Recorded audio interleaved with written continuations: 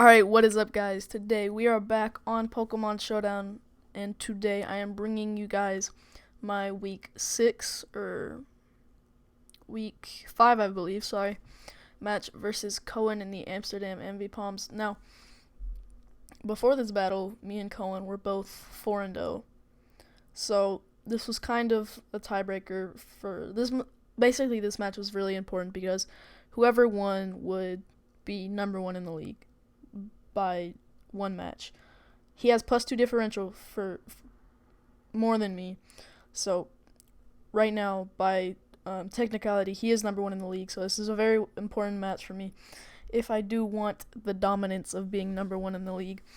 So really quick, because there has not been a team builder uploaded, I'll go over my team really quick.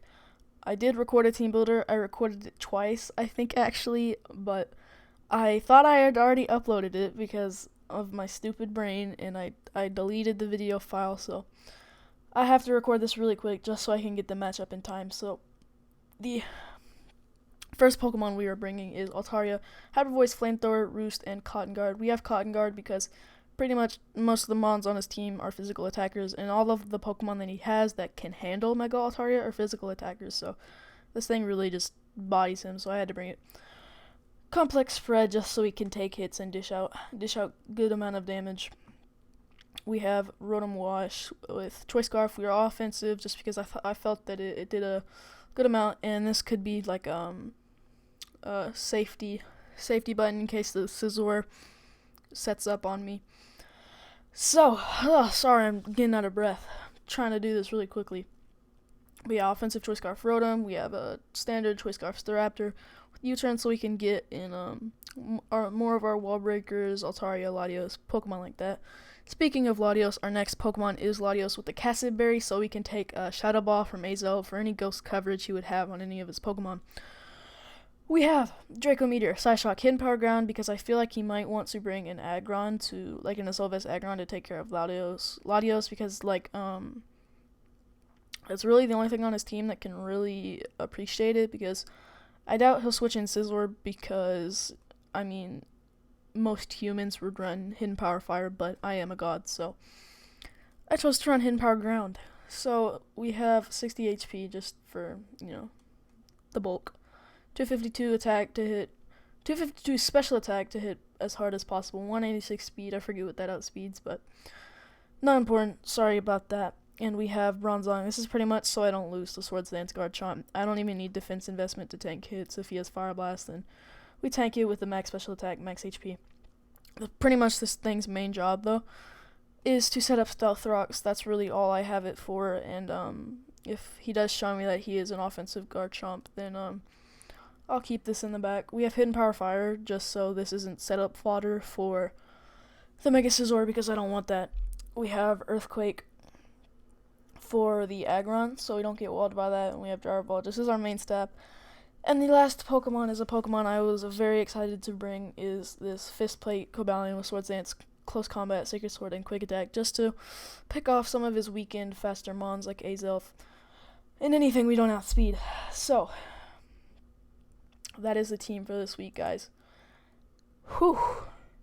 So we're going to go ahead and get right into this match. You can see what I brought, as I just explained. And he is bringing his Aggron, which I'm not surprised about. Scizor, which it could come, might not. Honchkrow, which I wasn't really too worried about because I have Altaria and stuff like that. The only thing I'm worried about is maybe him pursuit trapping my Latios, which I can play around, and then Cobalion just kind of wrecks that thing. So he also brings Milotic just because it's fat and bulky. Milotic doesn't really do much versus his team. And he also brings his Garchomp, which is most likely a Stealth Rocker. And he also is bringing his Ambipom just for fake out shenanigans. So we'll go ahead and get right into this match. I am going to go ahead and lead with my Altaria because I want to get off my Mega as soon as possible, so we can get off some, so we can switch into Garchomp safely, and we can also, if he decided to lead with Garchomp or something to get up his rocks, I could really just set up a Cotton Guard and win. Because the thing he has that could really touch me is Milotic and this Altaria. Do I have Heal Bell? No, I don't think I have Heal Bell, but this, I mean, the best he could do is Scald Burn me, and I'm special, and I have Roost, and I beat that 1v1, so he's just gonna go ahead and go for a Fake Out, and I used Ambipom in a previous season. I expect this thing to have Gunk Shot, so what I'm going to do is switch into my Bronzong, predicting the Gunk Shot. It was pretty free. He wouldn't go for a knockoff, but now he's going to go for a knockoff and get rid of my leftovers. Now, I'm fine with this thing taking a knockoff. Its only job was to get up Stealth Rocks, really. Not worried about Garchomp because I have an Altaria, and he's just going to go for a second knockoff and knock me out. Now, I'm going to bring in my Choice Scarf, Staraptor, and go for a U-turn, because if he wants to bring in Aggron or Garchomp, Altaria sets up Cotton Guard versus both of those, and I can just do some work. So he is going to bring in Garchomp, and I don't want to go into Altaria just yet, because I would like to maybe weaken the Milotic and just play this out a little bit. I don't want to get too greedy early game, so I'm just going to go into my Latios, because I see he doesn't have a great response.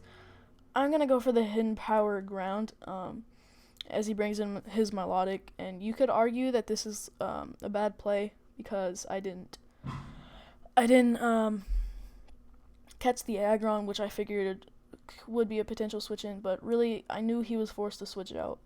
I doubt he would go into Scizor, and if he went to Milotic, that was fine with me, because I had a Rotom, and Milotic can't really touch this Latios either, so that was what I decided to be my best play overall. So we see that he has leftovers, and I can just go ahead and go into my Rotom for absolutely free, because I am an offensive Rotom.